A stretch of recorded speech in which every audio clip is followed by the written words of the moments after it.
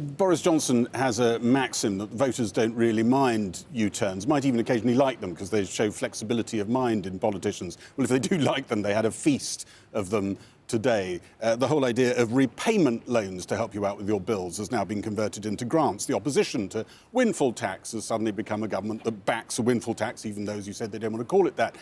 And then there's just the sheer scale of what they've unveiled, which is so vastly different to the scale of what only recently they had unveiled to deal with cost of living. We now have the government absorbing pretty much all the latest rise in energy costs for people on benefits. You're absolutely right. This was rushed into this slot the day after Sue Gray in order to distract. But there was always something like this coming down the tracks in the last few weeks. And that's because in the Treasury, they have been deeply alarmed looking at the way the inflation crisis is progressing about not just the risks of destitution and people not being able to put food on the table, but also the risks of tipping into recession. And they hope they may have done enough to avoid that. The government said it wouldn't touch Labour's proposal for a windfall tax on oil and gas profits, but in the end it's grabbed it and gone bigger. Rishi Sunak's windfall tax is more than twice the size of Labour's and could raise £5 billion. He's also borrowing an extra £10 billion to pump hundreds of pounds into household budgets to help with energy bills. Our proposals are in fact more generous than those offered by the party opposite. Because they rushed it, they got their sums wrong. But, Madam Deputy Speaker, we all make mistakes, and being able to change course is not a weakness, it is a strength. Over the course of a year, the energy price cap put on household bills is projected to jump from £1,200 to around £2,800, leaving households facing an extra £1,500 on the average bill. The Chancellor's promising to give everyone a £400 discount on that, with most people also getting a £150 council tax rebate. Those on low incomes will also get an extra £650 payment, making a £1,200 handout for around 8 million of the poorest households. The Chancellor's decided to spend a lot more in offering support to households to deal with rising energy bills, and what he's done today is to concentrate that spending amongst poorer households, something for everybody but most for poorer households or for pensioners, and that's to undo the fact that he'd given those groups less than he needed to in previous attempts at providing that support. So he's had a proper rethink. Yeah, this is a change in approach both in scale of action and in who's most important. In South London today, at a Christians Against Poverty centre, those struggling with bills welcomed any help. It's good that they're helping, because normally they don't help us. We've had to struggle. If it didn't make a difference, it will make a difference. But there's got to be, there's got to be a sustained attempt to get people out of poverty. Don't feel that we can't get a grip of this, because we can. Trying to reassure on inflation, Rishi Sunak talking to B&Q staff in Watford today.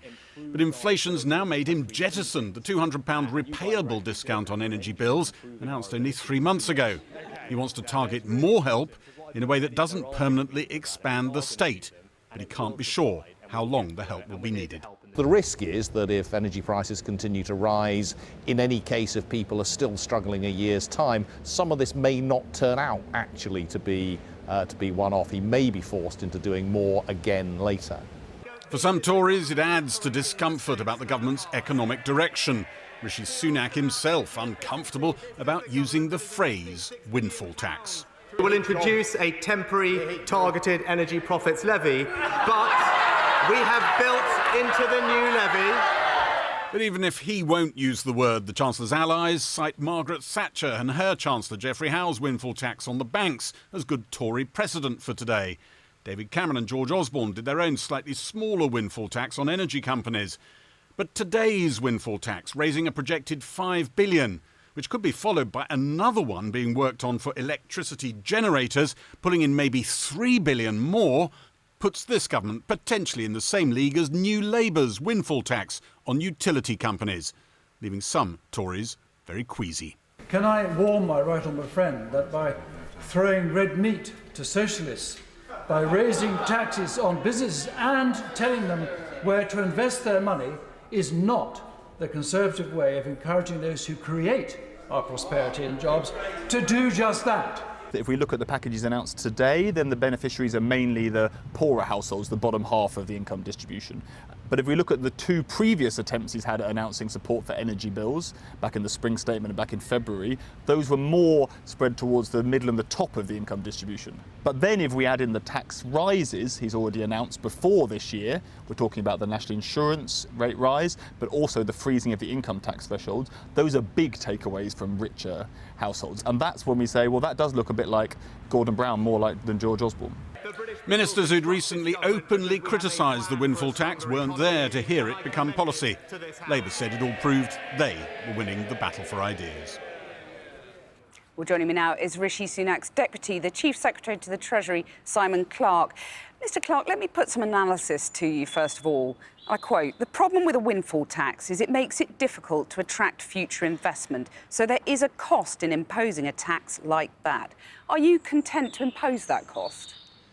Well, we have had to look at this issue very, very carefully over recent weeks. And that's because we do, obviously, when we act in this space, have to be really aware of the risk of deterring investment. That's why we've calibrated our announcement today with a very generous investment allowance, so that for every pound of new investment that the oil and gas companies now make, they will get 91p back. The point is they will pay this windfall tax if they do not make the investment that we've been urging them to make. So there's a very clear incentive built in. Yeah, that analysis that I put to you is from the Foreign Secretary, Liz Truss. Is she happy with this? Is the rest of the Cabinet happy? Well, yes, all the Cabinet is signed up to what we've announced today. I'm really clear. Philosophically, we do not want to impose taxes of this kind. We don't want to raise any more tax, ultimately, and increase the burden on individuals or businesses any more than we need to. But we do have to deal with the situation in front of us. That's why we've brought forward the package of support for families that we have today, which is ultimately underpinned by what we've announced on the oil and gas companies. And it's clearly, reluctantly, you made that clear that you've imposed this tax. And if they invest, they won't have to pay this tax, essentially. So what if more of them invest than you're expecting? You don't get the £5 billion. Are you going to raise borrowing again to deal with that? Well, in many ways, that would be a good problem to have. I mean, we as I say, we've been urging the sector to deliver the investment that we are looking for, which is good for our energy security, it's good for jobs, it's good for ultimately reducing the cost of energy as well, if we can get more supply out of our own domestic resources. So we do want to see that happen. Realistically, there will still be... You'll increase borrowing, will you, if that does happen? Realistically, there will still be a very significant return from this levy, and I think we do still expect that. Ultimately, we have to see exactly how the circumstances of the next year play out. We may get more in tax receipts than we're expecting from better growth, but ultimately, yes, we may have to borrow a bit more to enable this response. We're very clear about that. The difference is... a bit more. It's £10 billion, the shortfall, plus you might not get the full £5 billion, as you've just admitted. I mean, it's no wonder that Conservative backbencher Richard Drax is talking about the fact that you're throwing red meat to socialists. What we're doing is throwing a lifeline to families up and down the country who need help in the face of a cost of living challenge, the like of which we haven't seen in a generation. You're sounding like a Labour politician. It's extraordinary. Ultimately, the circumstances we are in, Cathy, are extraordinary, and that is the reality of life in 2022, where there is a global inflationary crisis, the like of which, as I say, hasn't been seen in my lifetime, and we need to address that. Are we very clear, however, that responsible public finances are important? Yes. Ultimately, it's only because we've taken the action we have over the course of the last decade, and indeed over the last couple of years, where we've really tried to make the most careful trade-offs possible and to manage the public finances as responsibly as we can, that we have the headroom to do this. And that is a really important message about why managing the economy well in good times is obviously so important. When did you decide to make this announcement today? Well, ultimately, this is a decision the Chancellor and his team have been working on.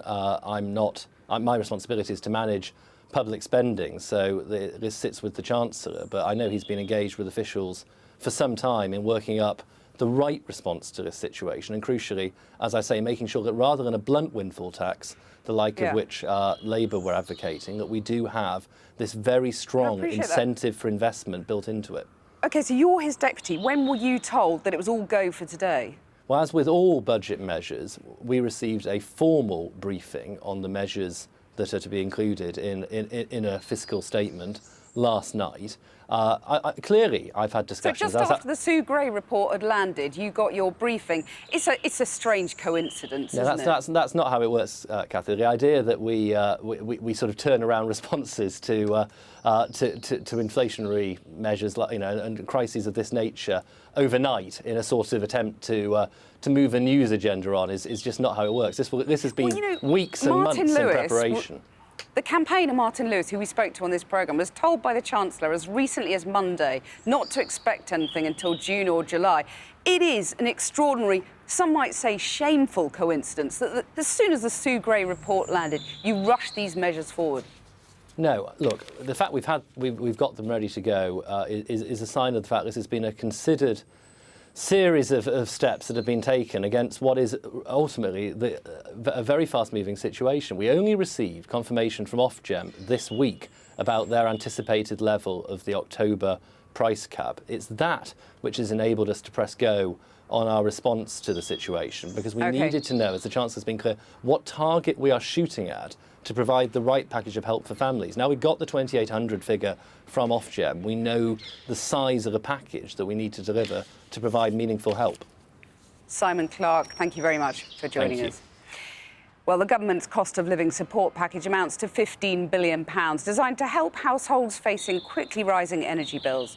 But with inflation at a 40-year high and expected to rise, is it enough for those already feeling the squeeze and worried about another energy bill price hike in October? Our social affairs editor, Jackie Long, has been speaking to parents struggling to afford essentials for their children. If you want to measure the impact of the cost of living crisis, the Little Village Baby Bank might be a good place to start. We've also got a 2-year-old and a 3-year-old coming. They provide the very basics for families with young children, everything from nappies and baby wipes to Moses baskets. Set up in the front room of a house, they're opening 3 new sites in London this year. Demand is soaring, families ever more desperate. We're seeing a family of 3 in a single bed.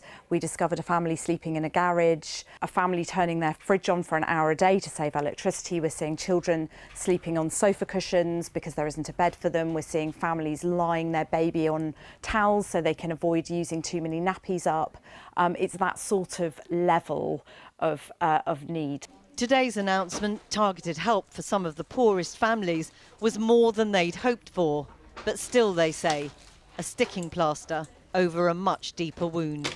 I think it's about people will be able to just about tread water and keep their heads above water with what he's provided. And of course, that's welcome given how concerned we were about destitution prior to this intervention. But it's not going to help families escape the situation they're in.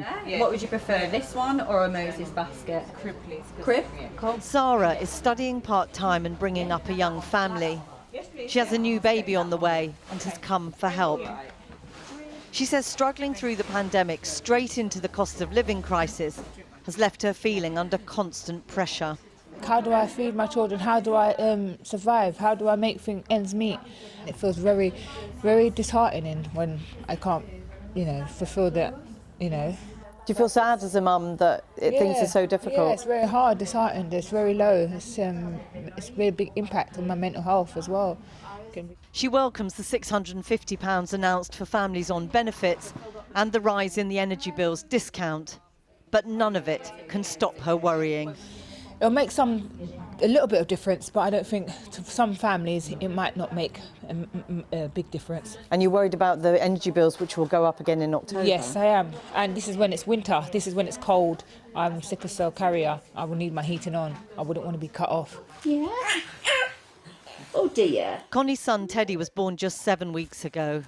A delight, but at a time of real anxiety, she says, about finances. We've noticed a huge increase in our household bill since we brought him home. Our fuel usage has gone through the roof. It got to the point where we unplugged the smart meter because it was just depressing us, because our daily usage had gone up by about £3 or £4 and there wasn't really anything we could do about it. She and her wife both work in education and earn decent salaries. They will benefit from the £400 energy discount, but she says it barely touches the sides of their growing bills. It's better than nothing, but I don't think it's going to be enough. I don't think it's going to be enough for us, and I don't think it's going to be enough for a lot of other people. I think they're going to be having some really, really tough conversations as a family about what on earth they can do to find this extra money. I think they've decided for people, oh, we're going to give you a bit of money off this and a bit of money off that. And really, you know, just look at the taxation rates that you're putting on people in whatever different form. You know, just give people more of their income back.